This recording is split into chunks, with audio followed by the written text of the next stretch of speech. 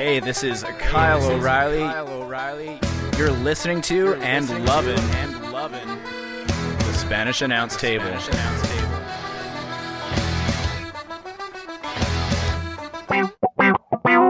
The Spanish Announce Table. Maybe I'll do the man spread, right? Your little man space spread on the. You do that, right? When you get on the. Right? Spread out, let them nuts hang over the front of the seat. Tom, it is episode 261 of the Spanish Announce Table. I think I may have touched the microphone cord. I may have fucked everything up for us. We've been having some technical difficulties. Tom, can you hear me? Yes, I can. Oh, I can hear you. It's for once, I can hear your voice, and it sounds so sweet. Yeah, I get that a lot. Right. Hey, so we are into this is a pivotal week in the wacky world of pro wrestling because we are on the eve. I guess this is the Spanish Announce Table eve of the brand new All Elite Wrestling Double or Nothing pay-per-view, which will then start that promotion's, I guess, genesis and history. But before we get into all that, and we're going to share our picks, so first time in a long time that we've done non-WWE picks for a pay-per-view. We're also going to share our just general thoughts about the wacky world of WWE. But before all of that, Tim. Yeah.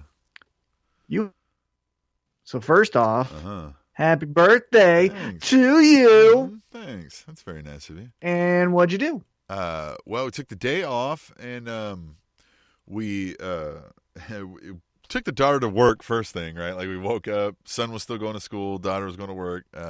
First full day of work, right? First 8 hours, right? So that was fun. That was like, yeah, this feels good, right? Like, wait a minute, hold on, time out. Your birthday was on a Friday, I thought. Yep. So your daughter worked in the AM. Yep, she's out of school. Summertime. Oh, like, did she request? How did she get scheduled to work? Like, did they know that she would just be off of school? Yeah. Do they like change that each week? How did the work know that she was going to be off school? Mom and pop shop place that she works at. Right. But do you understand what I was saying? Like, how do you just know that one of your employees just has a Friday off from school? It's school's out. Summer. Oh, school's done? Yeah. Oh, shit. Right. I guess I didn't realize that. Right, yeah. School's out. She's been out for a week. The boy's got Hayden. He's got one week. Like tomorrow's it.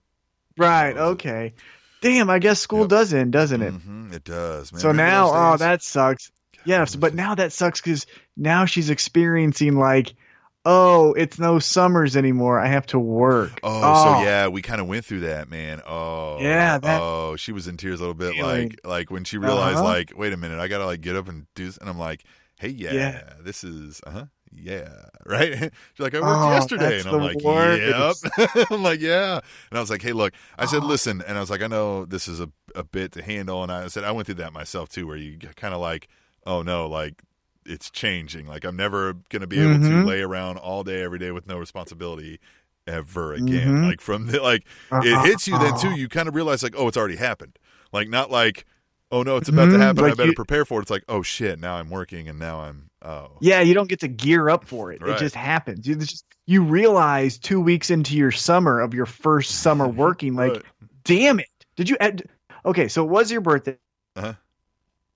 But I'm assuming in this conversation, did you at least like give her a comforting hug? Oh yeah, I mean, like she doesn't like. She's not, she's not touching. But that's the end of her. Like that's the end of her childhood right there. Yeah, no, I mean, I did. So her mom and I were talking because like, well, this had already happened before this date, right? This was like the week prior or something like that. It was the weekend prior. We were like, hey, they called. They said that if you can work today, and we told them you had nothing else going on, so you get ready. And she was like, what? Like, we were like, what? And we were like, I thought you wanted to work, make money. And she was like, well, I mean, like, what? And then we were like, hey, listen, they, are expecting a hand here. Right? Like this, so we kind of had to have that conversation. I was like, look, I know it sucks, man. And she was like, well, I hate that thing, which she doesn't necessarily, I think she was saying that in the moment, right? But I was like, okay, cool. I'm all for you looking to see if you want something else. But, I mean, you did tell these people you'd be here. You need, like, we got you a phone based on the premise that you're going to work now, right? So unless you want to be giving that up, right? Like, Yeah, I ain't just trying it to, sucks. you know, That like, does yeah. suck. But let's go back to the birthday. So Right. you woke up, you Yep. got your daughter Did to that. work because now she's done being a child. Well, for the we rest did of her like life. the kids like did the present and stuff like that. And What'd you get? Well, I got a K-State jacket. Go figure, right? But it's an awesome, right? Like jacket, and then explain. I won't go into the full details of it. Shirts, stuff like that, and then a big thing that we like to do is the favorite candies and sweets, right? So I got a big stack of that kind of crap that I can hide in my little drawers and stuff like that, right away from everybody else. Like these are mines. And then, gosh, I can't even remember some of the other stuff I got. Bunch of things like that, right? Shirts, like just, you know, all the dad stuff, right? Like all that kind of stuff, like a bunch of things like that. And then, the wife and I then went out and did a day date, right? We went to Nelson Atkins and we ate at Chewy's in the plaza. And here's a fun fact. The missus and I had never anywhere, ever, either of us been in the Nelson Atkins Museum. Ever. Which is mind-boggling to me. I was like, no, certainly. Now, for full disclosure, Kansas City Museum, for anybody that lives out here, is one of the, I mean, it's a premier art museum nationally. In the country, yeah. And, I mean, it's a big talk of the town. They always host big events. And, of course, like, if you're talking art museums, that's the Don Mega. And we'd never been there. Now, I've only lived here since 2010. But that's 9 years, right? I'm like, yeah, that's you know what irritates me is, I have relatives who have lived in Independence, Missouri their entire life and has neither been to the Truman Home or the Truman Library, presidential library. So I grew up in Manhattan, Kansas town. At the time when I lived there, maybe about 70,000 people, and 2 hours away, I'd say, from Kansas City. And I bet a whole bunch of people I grew up with had been to the Nelson Atkins and never lived in Kansas City. I lived here 9 years and never managed to go. Kids had went. They were like, we go there field trip like every year. Asshole, yeah, we're going there on a work outing because starting Friday, they're doing a 9-hole like mini golf thing, and each hole is centered around one of their museum like themes, you know? Right. And so we're going to do that as a work outing. Awesome. But so, okay, you went to the Nelson Atkins. Did you get some coffee at the Nelson Atkins? We did. The coffee. Yes. At the, really good. Who is their coffee? Quaff. It is Quaff. Yes. Yeah. Yes. We did get that, and we walked around for a little bit, had that, and then we ate at Chewy's on the plaza, the Mexican restaurant over there, sat on their balcony because it was a gorgeous day out there. Watched people try to avoid getting mugged in the plaza. No, I'm just kidding. The plaza's not bad these days.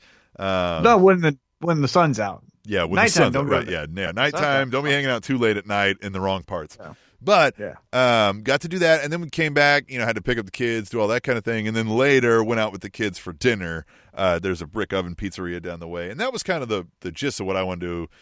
I was like, hey, we've been so busy with the club and everything, like, I'm not trying to go out and do a bunch of things. I'm not trying to, you don't got to lavish me with gifts. I'd rather just have time. You know what I mean? I was like, let's go do something. I don't really care what the hell it is, right? Like Did you go to the Did you go to the brick oven pizza place that's by the Legends? It is. It's a Chewy Sauce, I think. I forget how to say I've been there. Yep. Yeah, I've been there a couple really times because we live close by here. Yeah. So it's kind of a go-to that we go there. Yeah, it's Sporting KC soccered out in there. And staff is always friendly, and it's a good place. You get some good whiskeys there, right? Let's go for the Very whiskeys good whiskeys. there. Had some Maker's Marks. And then, Pops called while we were there, and we talked to, Dad and Mom for a little bit and that kind of stuff. And then, and you got a gift that goes back to your childhood. Yeah, Tom called me. He's like, hey, should I get you this for a birthday? And I'm like, of course. Well, the answer is always yes. And then, it was a Rip 'em shirt from No Holds Barred that I was in. I was in the crowd in that, my ass is in the crowd, literally. Yep. So the shirt had shipped yesterday, so should be getting it here soon. Oh, I'd forgot about that. You're the best. You're the best. Yeah, we're going to do a Spanish Announce Table date, and you're going to wear it. I got to wear it. Yes.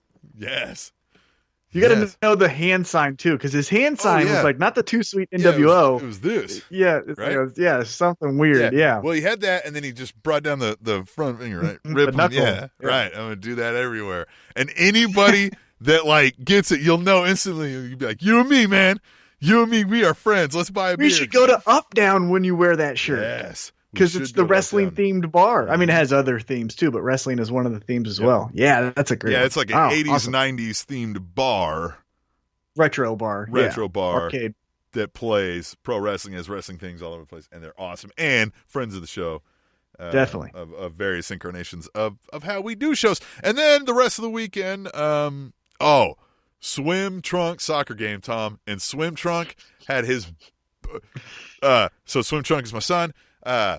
Most amazing game he's ever played. Dude got locked in the zone, right? And I was like, oh, holy shit, this is about to get serious, right? Like, I just saw him playing differently, and I was like, wait a minute. And there was one point, so I've always told him, I was like, the defensive principles, man, are the same as basketball, right? Get your the guy, goal side, just don't let him get by you, right? And this one kid at one point, like, he was just working these kids up and down the court every chance he could get. The kid gets the ball, and Swim Trunk goes up onto him, right? Meets him at half field, whatever they call it there in soccer, right? And he's sideline to sideline, just does the strafe, right? And the kid just can't. He just keeps bumping into him, and Hayden just keeps bumping it back, strafes him the whole way. And finally, the kid like passes it off, and he like looks over at his coach, and he's like, "Can he do that?" He does that. He's looking over his coach, like, "Can he do that?" Like, and the coach is like, "What, man? Go fucking play." And I'm dying laughing, right? I mean, I'm over here just like trying not to laugh out loud, right? And my wife's like, "What?" And I was like, that was the funniest shit I've ever seen in my life. And I look up at Hayden, my son, and he's just looking over at me like, yeah, I own that motherfucker. Like, I know, like, he just knew right away. He's like, you fucking saw that? Like, I fucking got. And I was like, all right, it's time to, we're going to try to get him up. You know what I mean? Like, maybe get him onto the tryouts for thing. Like, I think he's, the soccer is zoning in on him, man. It's kind of fun to watch. Even though I don't really know the sport. You know what I mean? Like, I've known some from what I'm watching, but it's fun kind of seeing that. You know what I mean? You're like, oh, shit. Like, here we go. Like, this guy's ready to roll. So, yeah, so that was kind of the weekend, man. So speaking of soccer, I went this past weekend to a Sporting KC game. Oh, man, you've gone to like 2 now, huh? This is how weird it's been this year. I've been to more Sporting KC games than I have Kansas City Royals games. That's crazy. And you're a big baseball guy. Went to a Kansas City, yeah, and I haven't gone to a Royals game. Sporting KC, it was fun. Again, the weird, wacky rules of soccer irritated me because we're up 1-0. It gets to 90 minutes. So I they said a minimum of 5 minutes. Yeah.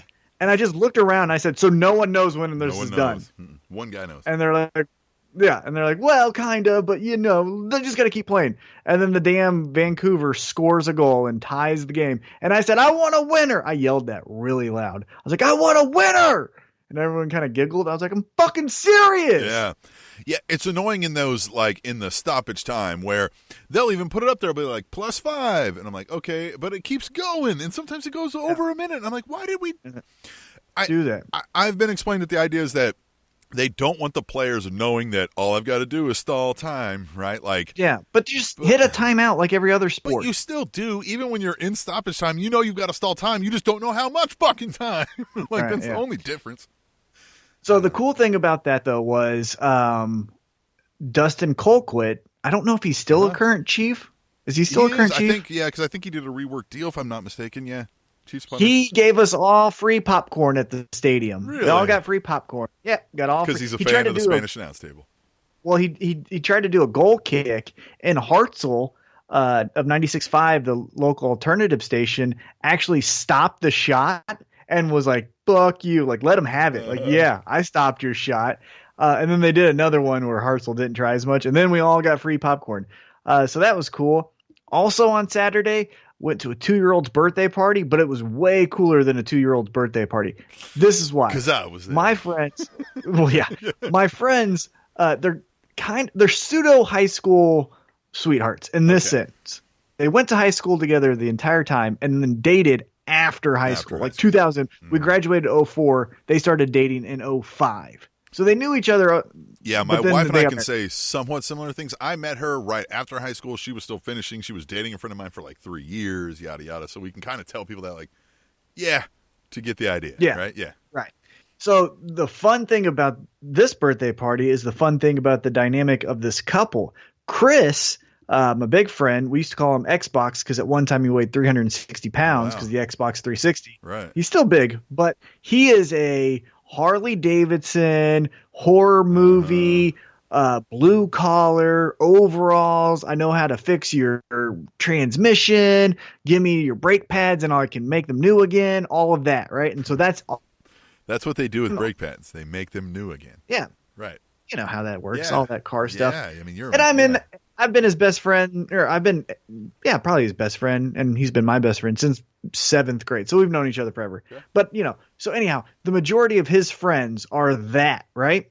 Well, he married his wife, who is African American, and her family is very much of the stereotype of we wear big hats to church, right. we wear nice clothes on Sunday, and this is a birthday party, so that is treated very much like church on a Sunday. So to see the dichotomy and the contrast of I'm wearing a Harley Davidson shirt and I have and I have jeans that have oil stains on them, and contrast that with a genuine conversation of a lady who is in the nicest silk dress I've ever seen in my life and a hat that's as big as this house. It was awesome. But everybody got along. Oh yeah. And because they've known each other forever too, right? So it wasn't like anyone meeting each other. They've known each other. They have a little baby. Obviously, this is a 2-year-old's birthday, so families have met forever and ever. But just the people watch was fantastic. Did that. That's cool, yeah. Sporting KC. 3 of my teammates or friends fought this weekend. Megan unfortunately lost. Felicia Spencer really good. Grant Dawson and Zach Cummings both won by submission. Grant Dawson actually got performance of the night. So not only did he win his fight and his win bonus, he also, got an extra $50,000. Yeah. So that was good for him. And then just been raining every 5 seconds, it feels like. It's pretty cool to say, not only did I kick this guy's ass, but I kicked this guy's ass better than anybody else kicked anybody's ass in this arena on this night. Yep. Yeah, I was the ass kickingest. Yeah, got an extra $50,000 because you got your ass kicked so bad. I was the most ass kickliest kicker of the. Yeah, anyway. Yeah, it has been raining non-damn stop out here in Kansas City. Get to high ground if you can. I live on high ground, but we've got a lot of water, that's for sure. So hey, now that is our things that we've done. Yeah. Now let's transition, because this is a pro wrestling podcast and we need to talk about the pro wrestling of the world. Yeah. Let's get into, unfortunately, the big news topic of the week is a sad note. WWE Diva, Ashley Massaro. Is that how you say her last name? Massaro, I was never competent to right. Massaro. Has passed away. It's been kind of consensus, although I don't believe an autopsy has been released, but it seems like the consensus is it was from apparent suicide. She was 39 years old. She leaves behind a daughter. There is a GoFundMe if you would like to support her daughter's education. Looks to be already $12,000 raised, which is phenomenal. They got a big goal there, but if you want to help out, go find that. This is a podcast. We don't have links that we can put to you now, but Ashley Massaro. The one thing I remember about her, and this is one of, how my brain works. You've been doing this podcast with me for 5 years. She's the first female wrestler to get pyro. That's what I remember. That's the only thing I ever remember about her. Yeah, I always remembered the name, but I kind of remember. She also did Playboy, and that was kind of like at the end of the WWE Playboy relationship. Yeah, and I know there was, a lot of contention between them for a while, and I know she's had a rough, go of it and was dealing with things, and then obviously, the consensus is this. So, and that's sad too. That's another thing, talk to folks, seek help, offer help. Call a friend. I guarantee you any friend that you have will definitely try to listen the best they can when you're in a time of need. So I guess that's the lesson learned. Obviously, that's easier said than done as we, gas bag on a pro wrestling podcast. But, as far as her career in WWE, I think, like I said, I remember that weird factoid that she was the first female wrestler to have pyro. I don't know why I always remember that, but I do. She was also kind of in the middle of when women's wrestling wasn't necessarily taken seriously, right? When it was the Tori Wilsons, Candice Michelle's, Lay Cool, Natty was just kind of arriving on the scene. So she was in that weird flux of, we're starting to do something, but we're not doing anything really. And we used to do the bra and panties, but we're trying not to anymore. She was in that kind of weird phase of transition. But yeah, it's unfortunate. That is the biggest news of the week, so we felt the need to cover it. Condolences to any of her family, friends. Obviously, if you're listening, who knows? But yeah, unfortunate series of events there. Yeah, it is, and I guess we should just move on so we don't keep having to, make it awkward, I guess. What else was in there? Let me pull this up again here. This one's a quick blow-by. It just hit me. We didn't discuss this off-air. We don't have to go too deep in it. Ruby Riot doing the Sami Zayn. Going to have to do 2 shoulder operations. Had one already, and is going to need another one in a little bit of time. Ruby Riot, really? Mm-hmm. Yeah. Man, and that sucks because why I think that's a real big blow is because you had people like Nia Jax who went through, I think, 2 knee surgeries, and you had some people kind of trying to find their way, and Ruby Riot, throughout the Ronda Rousey, Becky Lynch, Charlotte Flair thing, it was Ruby Riot that always had to take the pinfall to make those 3 look good. I felt like maybe this would have been a good time to get her like, hey, you did us that favor. Right. Yeah, here's your, payback for all of 2 months. Right. Something. Right, yeah, something. Right. The other thing that I think it plays poorly on as far as timing is, when you had the Riot Squad, she could have at least gone out there, and who knows how the shoulder surgery, because I had shoulder surgery, I was in a sling, but assuming you can get back relatively quick, she could have at least been a manager, right? Walking out there cutting promos, but now the Riot Squad is no more. So now she's really off in no man's land, kind of just hanging out, looking at her shoulders getting operated on. Yeah, it'll be interesting to see. This is another one where I'd hope you do a bit more of a Bray Wyatt, where you come back with something a little different for me. You know what I mean? Like because of what all you said. Right, yeah, or more intense. But mostly, and not because I don't like what Ruby Riot or her character is or anything. She was necessarily fine in her character and look. It was just weird that she had these 2 also-rans that weren't like her, that made it weird.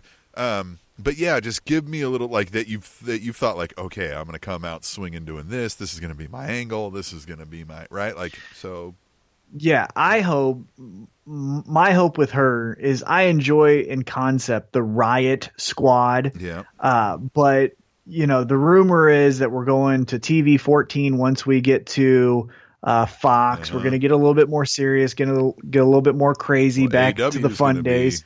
14, right, and AEW is going to be on your ass too. So with that said, if you come back with the Riot Squad, let's not just have ketchup and mustard squirted on a fucking sign, and let's actually fucking cause a goddamn riot. Let's fucking put people uneasy, like there better be spray paint and broken glass.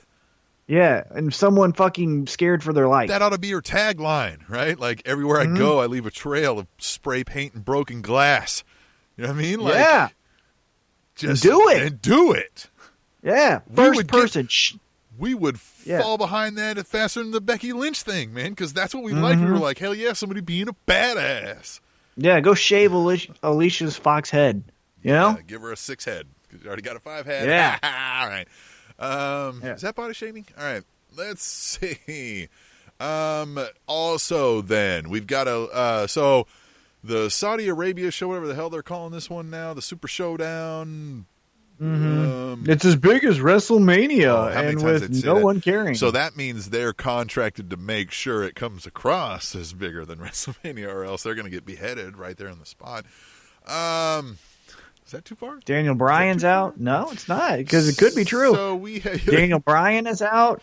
Kevin Owens is out. Sami Zayn is banned. Always out. Yeah, he might get beheaded if he shows up. And then who was the 4th? There was. Let me pull up the list here. Daniel Bryan. Aleister Black. Aleister Black is off too.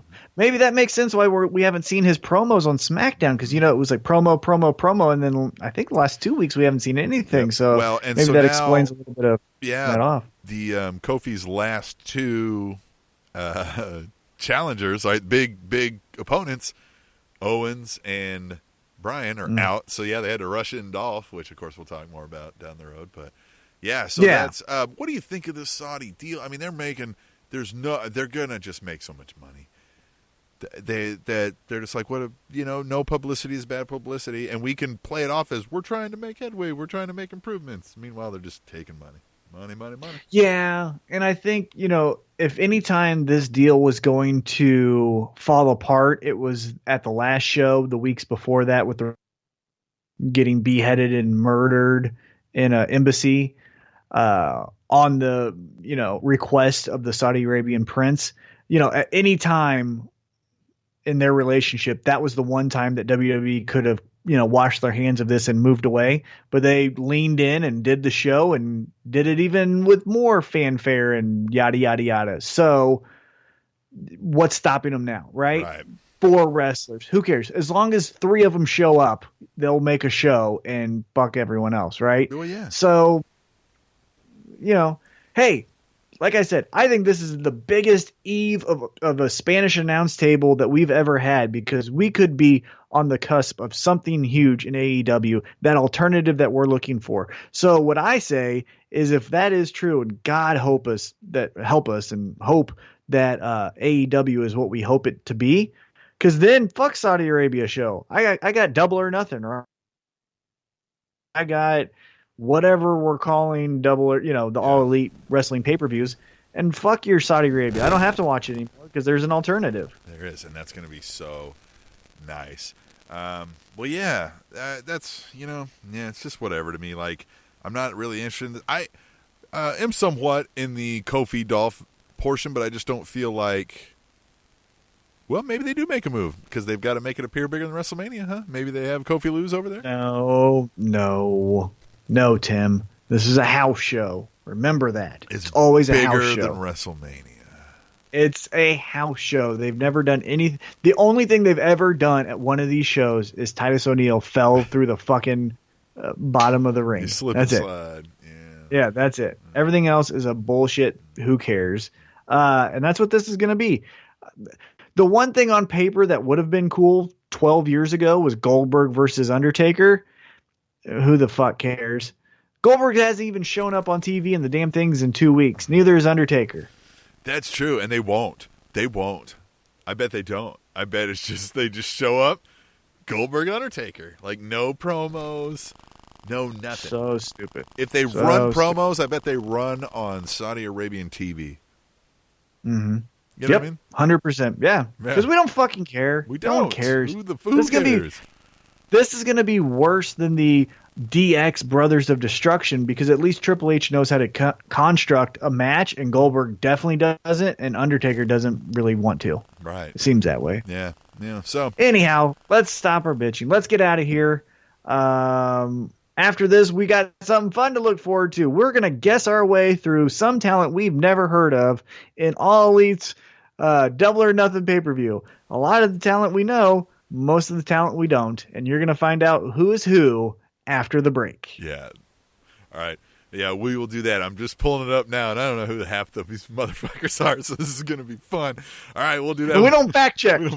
Fuck that. All right, we'll do that when we come back to the Spanish Announce Table.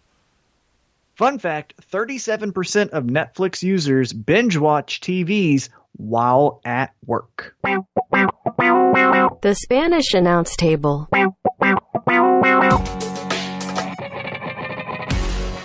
Hey, Tom, it's been a while. I think I should remind you and the listeners, we've got an Amazon link on our website, SpanishAnnounceTable.net. We sure do. Amazon, where you can get any and everything from home goods to, those condoms. Lavish okay. Yeah, I was going to just say lavish gifts. They have it all. Yeah, Amazon doesn't pay taxes, but they'll give us a kickback if you go through our Amazon link and buy something through the SpanishAnnounceTable.net.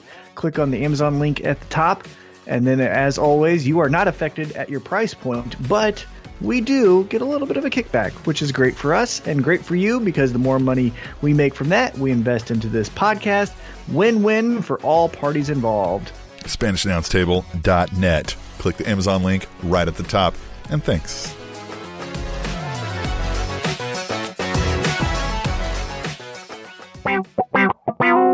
The Spanish Announce Table. All right, Tom, I'm all in. I'm ready to go double or nothing. Let's see how else I can cheesy, because I'm feeling elite, right? Yep, there it is. Right. Let's talk about it, man. Let's talk about this big double or nothing. We're all excited about this, all of us being the two of us. We are all excited about this new All Elite Wrestling and its potential. Yes, and I think more so than just their potential, it's that we are wanting an alternative, and it seems like this could be it, right? Other promotions, it's hard to say, get behind it because they've been doing things for so long, and it really didn't work out. This has a clean slate. It doesn't have the stain of the TNA name or the... Yeah, however, it's also veterans who've been doing this for a while, right? Right, some of which have banned me on Twitter, which is pretty great. Thanks, Young Bucks. Still hate you. But hopefully you do successful business here because I'm excited. But yeah, to go more so, it is veterans, right? You have the Chris Jerichos, you have the Codys, you have the Gold Dust, you have the Billy Gunns, you have Kenny. You have guys that know what they're doing in here, and they have a proven track record, at least with one show, right? So they can do these one-offs. I think their big challenge is going to do the weekly show. We saw that the last pay-per-view last year was a success. It was really cool. All of it was awesome. So I don't think this one's going to be bad in any regard. I think their challenge is going to be, hey, it's week 6 of your TV show. Can you still do something that's going to keep our attention? That's their challenge. But with this one specifically, they went really smart with their matchmaking. You know, the Kenny Omega, Chris Jericho, let's not fiddle fart around and do some other shit with them. Let's get them together because we know this is going to be money, right? I like that kind of booking where they're like, you know what you want. Right. Like, we're not going to put Dustin. Right. Yeah, Cody Dustin. We're not doing the whole, we're putting Sid with Hogan and Savage with Flair. Like, this is the equivalent of we're putting Hogan and Flair together. We're not luring you, so down the road we'll give you that. No. We know what we have right now. We can build the other things, but right now, let's hit you with our greatest hits kind of thing. And I like that. That's so great. Yeah, we don't need to save the best for last because we'll come up with something better after we give you the best. Mm-hmm. God damn it. Mm-hmm. That's how I like it. Yeah, it's bold. Yeah, so let's get into this. I am going into the Wikipedia page for this account, so this may not be the order of the matches, but this is how I see it. So I do know on the kickoff show they're going to do the 21 Casino Battle Royale. The big name that was released for this upcoming Battle Royale, Sean Spears, a.k.a. Ty Dillinger, is going to be now in this. But let's just break this card down. I'll start with that, and then we can go through the rest of the card. So the 21-man Casino Battle Royale was announced that the winner of this Battle Royale will be the first participant that will be challenging for the first ever AEW World title. So here are some of the participants as announced on Wikipedia. You have Sonny Kiss, Ace Romero, Glacier, because you have to have a Battle Royale with Glacier, Brian Pillman Jr., MJF, Joey Janela, Billy Gunn, Jimmy Havoc, Jungle Boy, and as mentioned, Sean Spears. So the 21-man Casino Battle Royale. Who you got? I'm going to be bold. I'm going to go with the person that they have talked about for, it seems like, months on their road to Double or Nothing. I am going to pick MJF. And that is because, and let's just skip around because we don't know the order of the card. I want to skip around because I want to go into the next match. I'm picking MJF because if the two participants that battle for the All Elite first World Heavyweight Championship is the winner of the 21-man Battle Royal and the winner of Chris Jericho, Kenny Omega, I am going to go with Kenny Omega, which then would lead heel MJF against babyface Kenny Omega, and then you get the babyface champion Kenny Omega as your first ever All Elite Wrestling heavyweight champion. So that's why I got MJF in the Battle Royal, and that's why I also have Kenny Omega versus Chris Jericho. Tidbit about this card as we go into this Saturday event. One match that was pulled because of, quote, creative differences is Hangman Page versus Pock, because reportedly, from Dave Meltzer, Pock doesn't lose to anyone now. and Pock was apparently going to get a no finish, a DQ, or maybe lose. And he said, ain't doing that. And man, Pock, look, you are starting to sound exactly like Bret Hart and almost being exactly like Bret Hart in this regard. You are amazing in the ring. Bret Hart was amazing in the ring. But you, outside of the ring, are taking yourself a little too serious, pal. I get the frustration you had in WWE because, right, and I understand that. And to a certain degree, fuck off. You want to do some things creatively that are fucking cool. But hey, pal, if you're listening, this is a fucking cool event to be a part of. So if you happen to lose, no one's going to fucking really remember. Like, they might remember it if you put on an amazing match, or they might remember it as like a footnote if this becomes a huge, real competitor to WWE, but it's not going to kill your career to lose a fucking match, pal. Look at Chris Jericho. So I'm named after, I'll give you a funny story about myself, and then I'll tie it into Pock and what I think he's doing right now. So, Fun fact about me, I am named after the band Tommy James and the Shondells. They sang Moni Moni, Crystal Blue Persuasion. They were a big act in the 60s, one of my dad's favorite bands, right? Well, Tommy James thought that with a couple of hits that they had, and you can look them up, like I said, Crystal Blue Persuasion, Moni Moni, few other ones, right? That they were on a roll and that they should be a little bit, getting top billing because they had some hits rolling in, right? Well, a little event called Woodstock invited them to be a part of this event, and they didn't like the placement that they were going to be on this card, so they said no. And Pock, you kind of sound like Tommy James and the Shondells, and I'm hoping that this is going to be like a Woodstock type event, but you have your chance to be on this card, but you say, I don't really lose, and look at you now. So if you were in WWE and you're like, this is a joke, they've made me a jobber, I don't lose, I'm leaving, right? And I'll show them I don't lose.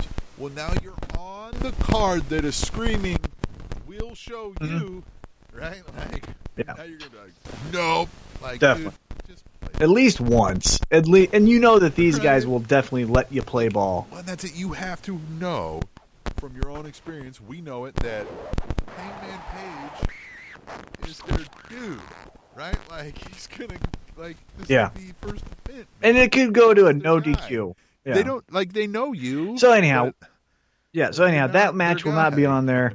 Going back to the Chris Jericho, Kenny Omega match that will be on there, I think it's going to be fun. I think it's going to be great. Chris Jericho already weirdly has another match set up for the New Japan Pro Wrestling Heavyweight Championship with Okada, which I think is interesting because how will that play into this?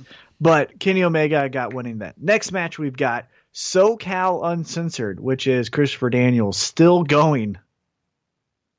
Frankie Kazarian still going. And then their upstart, Scorpio Sky versus Strong Hearts. And I don't know Strong Hearts, completely transparent with you. So I'm going SoCal Uncensored.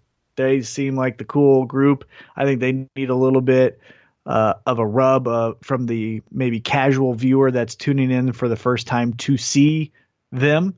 I like their whole this town sucks kind of thing.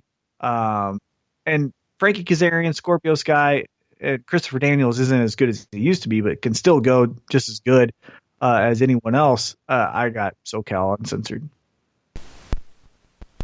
I really wish I knew the match placement, because if this was first match out the gate, I'm going with Strong Hearts and SoCal Uncensored. You know what I mean? Like, slightly screw something up, and then they use that when people make fun of them to go, you know what I mean? Like, further down the road. But if this is later in the show, they're SoCal Uncensored. Yeah. They're heels right now? But like the funny heels, you know what I mean? Where like everyone kind of laughs at them, not like booing them kind of thing. Well, I was going to say maybe they do some heel tactics to win here. But yeah, I'm still going to go with SoCal Uncensored again, just as I've heard. Next, we've got Britt Baker versus Nyla Rose versus Kylie Ray in a triple threat. Fun thing that they've been doing with this angle of a match is Brandy Rhodes, who's in charge of the women's division at All Elite Wrestling, has essentially been telling all three, hey, I think you're the one that's going to win. I think you have the advantage over the other girl. Saying it to all three. Obviously, Britt Baker in a relationship romantically with Adam Cole, baby, and is a doctor. So, you know, she's got some fun gimmicks already built in. Nyla Rose, powerhouse. Kylie Ray, really great. I'm going to go Britt Baker in this just because I know her. Again, I know her. So... Well, and I was doing it based off of that was their first like female side, you know. Or you know what? Actually, I'm going to go a little left field here. I'm going to go Kylie Ray, and I'm going to go Brandy Rhodes gets involved and cost Britt Baker the match, and that way we can get Brandy Rhodes wrestling, and it's against someone established in the IWC with Britt Baker. That's what I'm doing. I'm going Kylie Ray. All right, now we've got the team that has banned me on Twitter, blocked me 100%. The young, I used to call them cunts, but I'm going to be nice because I hope that this really works for everyone. The Young Bucks, Matt and Nick Jackson versus, and I'm not trying to, because I'm trying to be all in on All Elite Wrestling, but I think the second best tag team in the world, the Lucha Bros of Pentagon, Zero, and Phoenix. I don't think everyone can win that's an all elite guy, right? Like, I don't think you're going to get Cody and Kenny and Young Bucks and Hangman and all that. So I'm going to go with a kind of a left field booking thing to keep us on our toes. I'm going Lucha Bros. Well, I thought Lucha Bros too for that same field. This feels exactly like what All Elite wants to do here is, hey, look, Lucha Bros, we got them. Look, they're great. They want, you know what I mean, fluff them up a little bit. So just to be different, just so we can have a little play, I'll go with the Young Bucks, just because you called out the Lucha Bros. But I agree with you. One of the best tag teams in the world. You know, they made RVD and Sabu in 2019 a passable match in TNA. That tells you how good they are. All right, now we've got going back to, I know that this is going to be on the kickoff on their YouTube channel, All Elite Wrestling. Kip Sabian versus Sammy Guerrero, I believe is how you say his name. I'm going Sammy. He's a lucha unmasked wrestler, good-looking guy. Huh? I think Guevara. I think I just say it wrong because I'm not good at talking, even though I do a podcast. Thanks for listening. But I'm going Sammy. I think he's going to be there. If this is like, 2003 TNA, I think this is going to be their AJ Styles. You know how I think he's going to be that kind of, we're making this guy the next thing. And that's maybe just me guessing here, but everything that I see from their road to All Elite Wrestling, the promotion, putting them on the YouTube channel for free, unlike putting them on the pay-per-view where you might get lost in the shuffle. That's my gut feeling, is that Sammy's going to be their guy. So I suck at reading and pronouncing names that I've never seen before. So you want to give this 6-woman tag team match a shot? I've got Aja Kong, Yuka Sakazaki. You ever seen that Robert De Niro Saturday Night Live skit where he's the leader of Homeland Security and he's listing off names that have been called into their hotline? And he's like, we've got a surprising amount of names of tips from high school and college boys. And it was like, I want to fook you. He's like, we're looking for you stroke it our watch. It's just like they go on for like 10 minutes. It's great. All right. So Aja Kong, Yuka Sakazaki, Emi Sakura. I'm probably butchering these. Where is, who used to help us out with this? Samurai. Yeah. Hikaru Shida, Riho Abe. And Ryo Mizunami. I probably got all those. I bet I got Aja Kong, right? I'm going with Aja Kong and Yuka Sugazaki and Emma Sakura. Emmy. Yeah, I'm going to go with the other ones because they've got belts, it looks like. Okay. The picture I'm looking at. Here you go, ladies and gentlemen. We don't know what the fuck we're talking about with this match. So let's just move on. We've got the best friends, Chuck Taylor and Trent Barreta versus Jack Evans and Angelico. I'm going best friends. These other guys look like maybe they've got like a dirt bike gimmick going on or something here. Who's that? The Best Friends? Angelico and Jack Evans. Oh yeah. No, the Best Friend. Yeah, but I'm going Best Friends. I think they're fun, stupid, dumb. They remind me of Chuck and Billy. Right. Except it's Chuck and Trent. Right. Right. That's why I'm going Best Friends. I think they are well established. I think that's a good, fun, build upon for the next couple shows. I'm looking on AEW's website at the card, right, and they've got little pictures, right? They've got like a poster of each match to list the card. And Angelico and Jack Evans do look like they've got this like they race dirt bikes gimmick, right? They look like every guy that you've ever seen like that. So I'm going to go with the Best Friends, too, because I don't like that. Yeah. Right? Well, and the Best Friends have a new shirt on Pro Wrestling Tees where it looks like the old school NBA Jam, where it has like the cartoon-type character faces and then like attributes of speed and power and stuff. And I think the last one is dong size, which I think is funny. And they both have 0. So I'm going with them. Okay, next, I'll go with the Best and what I think will be the main event could be Chris Jericho and Kenny Omega, but could also be this match. You have Cody Rhodes taking on his brother, Dustin Rhodes, in what he is describing as not a brother versus brother, but a generation versus generation, because he despises so much of the Attitude Era, and I think it's because he can't draw that money. But I that's just my opinion. But again, I hope All Elite Wrestling does draw that money. But it is Cody Rhodes versus Dustin Rhodes. Who you got, Tim? I'm going Cody. I think they're not. I mean, I don't think Dustin's hanging around to be an active wrestler. I don't think they're going to give him the feel good send off. Right? I think this is I think Cody's going to get vicious in this. He's going to come across, and people are going to be like, "Oof." You know what I mean? Like, he is a little bit savage, a little bit psycho. So the thing with me and Cody, as far as my following of his career on the independent scene, is I can't ever tell if he's like cool bad guy, or like cool baby face. Like, I don't know what he is, and I think this match is going to establish what he's going to be in All Elite Wrestling. Because, he had his little mini feud in the Bullet Club between him and Kenny Omega, and he was kind of positioned as like the heel, and Kenny Omega was kind of like the Macho Man in the NWO kind of thing. But then fast forward to the All In pay-per-view, and you get that sentimental moment where he wins the NWA title over Nick Aldis. He holds the belt over his head. He feels like he's the babyface there. So I still can't figure out what he is, and I think this match will establish it. I'm going Dustin Rhodes as a curve. Going to be like a schoolboy. I think it's going to be, like you said, something vicious, chair shot after chair shot after chair shot, goes up for his last chair shot, gets schoolboy, Dustin Rhodes gets the 1, 2, 3, and now we get like the hell on earth Cody that's like going to fuck everyone up. Yeah. Okay, yeah, that could be fun too. Is Cody the biggest name on the indie scene? Well, that depends on who you ask. In my opinion, I think it's Chris Jericho. Yeah, I think you're right there.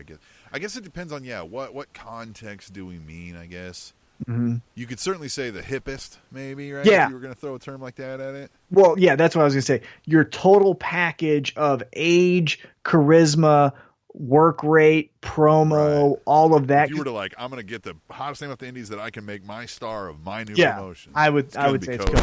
Yeah. Over a Kenny Omega, over anybody else. Yeah. Right? Kenny Omega puts on, 15 5-star matches, and this is just me talking, and maybe my opinion changes, and again, I hope it does as I get more invested into this product, but Kenny Omega just seems too dorky for me. I don't care how many cool moves you do. When you talk like you're a fucking, weirdo in front of your mirror down in your mom's basement, I don't want to fucking hear from you. And he kind of has that vibe. Cody's cool. I want to hang out with Cody. Kenny Omega, I feel like, will challenge me to a fucking Zelda match. And I don't fucking give a shit about that. You know what I mean? Like, fuck off. Yeah, and that's the saying, if you like that, that's cool. Again, pro wrestling's big enough to where we can all find our little niches. or niches and just dig into that. So I don't need to like the video game. The Chris Jericho and Cody's, I'm assuming Cody, of the we're going to get a beer. We're not going to fucking play Xbox or whatever it is, you know? And Cody gives off that vibe. Maybe he plays video games with these guys. I don't know. But the character Cody is someone I want to hang out with. Right. All right. So, I mean, you know, we don't need to spend a whole lot of time summing up and giving our deep thoughts on this. Everybody knows where we stand by now. Well, like, we're excited to hope so this here's kicks off. Right. We're so excited. We're going to be watching it. We'll talk offline on how we're going to watch it because I might be going to your house because that'd be fun because you always come to mine, so I can go to yours. We'll talk offline about that. But here's the biggest rumor, and I guess we got to address it before it happens. Does Johnny Moxley appear at Double or Nothing? Yeah, I think he does. The easy answer is that Battle Royale, but I also wouldn't be surprised if he doesn't show up to kind of like help somebody, right? Like maybe he shows up and does the final blow to Dustin and is Cody's, you know, right-hand man or something. You know, there's always that wild card, but I do think we see John Moxley. My gut says no, and this is why. I think they know they're kind of, and again, I keep using the same term, but I can't think of anything else, and it's pun intended, I guess. But I feel like they're going all in on this card with the Chris Jericho, Kenny Omega, Lucha Bros versus Young Bucks, all of that stuff, that I don't think, if they're smart, they want to go all chips on the first card. They want to hold something for that second one. So they do all the fun indie stuff. Here you go. Isn't that cool? Yada, yada, yada, yada, yada. Now, what are you going to do for the second show? Well, the second show is when you get Johnny Moxley, right? Like, that is where you can, you know, keep the buzz about AEW going, is you just don't do everything on the first show. You kind of give us little crumbs of it as you go, and then you build this conglomerate that hopefully takes over WWE or makes WWE better. Well, you know, and yeah, we'll see if they have that foresight, or maybe we're still getting worked by WWE all along. We never see Moxley. Well, the second show, remember, is in Jacksonville, and if memory serves me correctly, Johnny Moxley, Dean Ambrose, is very familiar with the Florida area, so he might have some friends that he's staying with down there or something, you know. Wouldn't be surprised to see him in Florida. Although I think he lives in Vegas, so who knows? I'm just talking out of my ass. It's going to be fun. I can't wait. I want this to be good. Please, for the love of God, just make pro wrestling fun again. Tell me a story. Speaking of stories, let's transition to our favorite thing of the week. Tim, do you have a favorite thing of the week in the wacky world of pro wrestling? You know what I mean? It didn't pop up to me off the top of my head. Let me look through. I don't. Well, while you stall again, you know what's become my favorite thing of the week, and this one's gonna be an oddball that people probably don't like. It's Brock Lesnar winning the Money in the Bank. Ooh. I like how Paul Heyman is now fucking with everybody, and I've come to this conclusion, right? We wanted Brock Lesnar gone. We wanted him out of here. You're like, this again. Brock Lesnar is not bad. Brock Lesnar is great. How they fucking wrote him and how he was half never there is terrible. If he's now done with MMA and they're going to start throwing money at it so he can be around every week for Fox, and we get Brock Lesnar as a regular character and they're writing good storylines around him, well, then there's nobody better than Brock Lesnar. I mean, like, fuck yeah, let's have more of it. So maybe we're going that direction. I don't know. But to me, it was I wasn't expecting that. Yeah, what a crazy shock. It's 100% believable. What are you going to fucking do about it? He's coming for you. You better be scared. And Paul Heyman would absolutely be a snake that would come around and fuck with you about it. Yep. He gets his jollies off that. So I'm going to go with that. I'm going to go with Lesnar winning the Money in the Bank. Also, to piggyback off that, it's not my favorite thing of the week, but to go along with what your point being made is how fun was Brock Lesnar on Monday Night Raw? Doing the boombox thing with the damn Money in the Bank, doing it twice.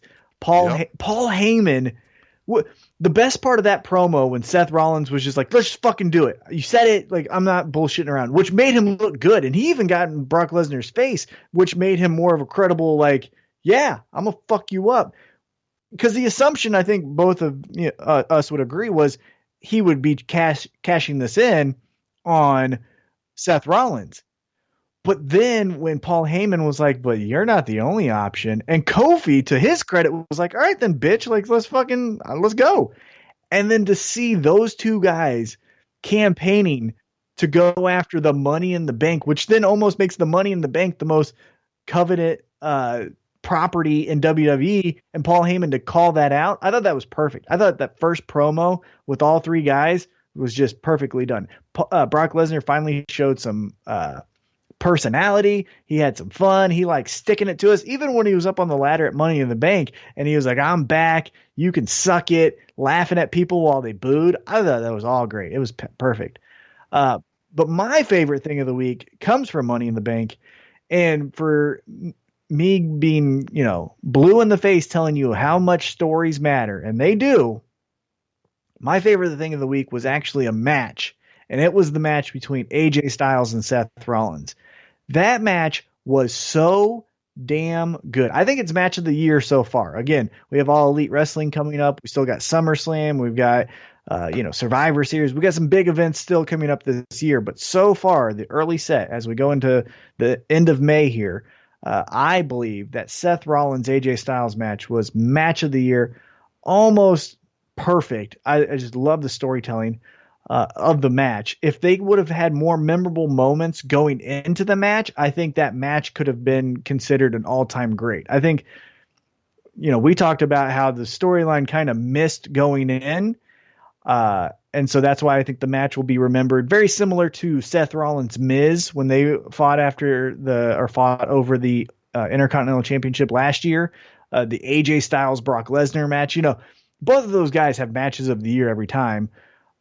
The match that they had at Money in the Bank was so great, phenomenal, pun intended. And I think it would have been memorable, all-time great if they would have told a better story going into it. But man, did they deliver on that match. I watched it twice. It was so good. Loved every minute of it. Perfect. Hopefully they do it again.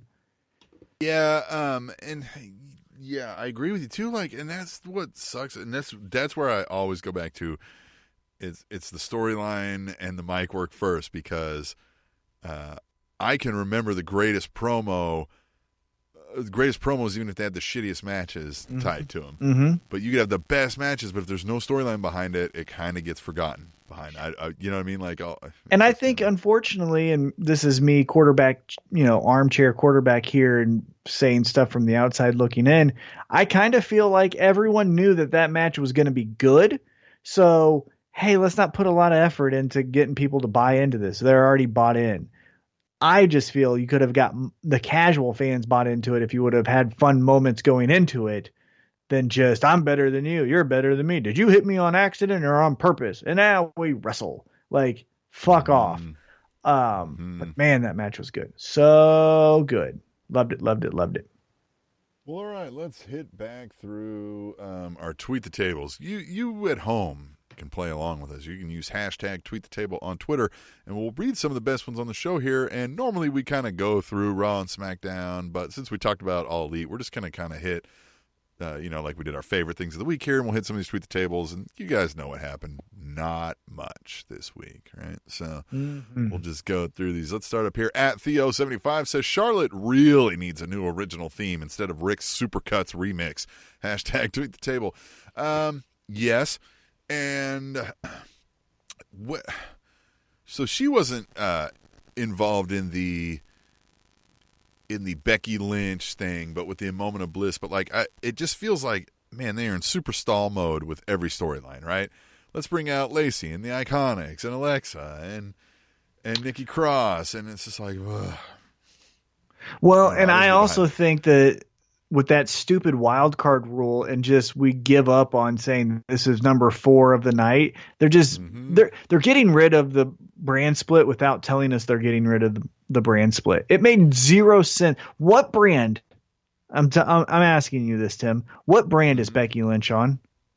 Yeah, well, because she's the Raw champion. But if you look at the WWE website, she's listed as a SmackDown wrestler. Yeah, no. No. Well, let's move on. At Theo75 says that was the best swerve ever. No one saw that coming for Money in the Bank. Brock Lesnar gets the briefcase. We won't see him for the rest of the year until 2020. Hashtag tweet the table.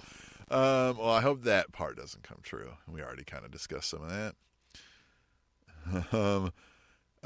This one isn't in Tweet the Tables here, but let's talk about this. Cesaro got new music. He's clearly on his own now. Mm-hmm.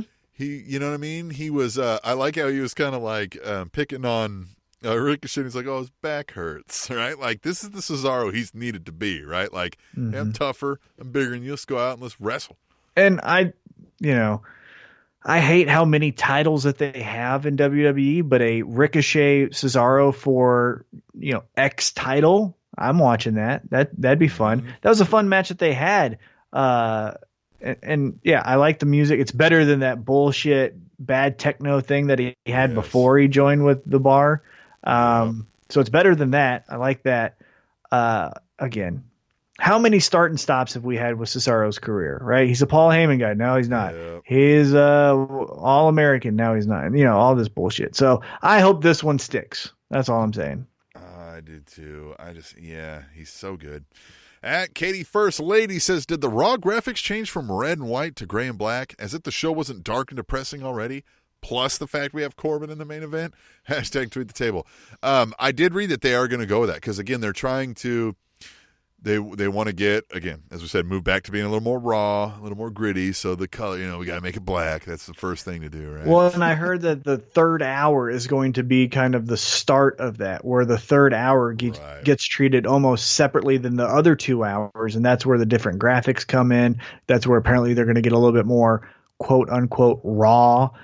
So we'll see how that goes, because the third hour is where they're losing everyone, because it's too damn long. That's too long. So now there is something like, if we knew progressively throughout the night that, boy, hitting around that third hour, shit was about to get fucking fun and crazy, that might be a good tactic, right? Like, if we knew, like, hey, the build-up is in the first 2, and then they go fucking nuts in the last 3. So you got to watch the first 2 so you know what's going on, but then it makes sense when you watch this crazy fucking third hour. But that takes so much. Again, they're not booking enough. No. Like, they're not writing well enough in advance to think of this. Well, we almost forgot it, and maybe we'll catch it in Tweet the Table, but the other big news story of the week was the Denny's 24/7 belt. What'd you think of that?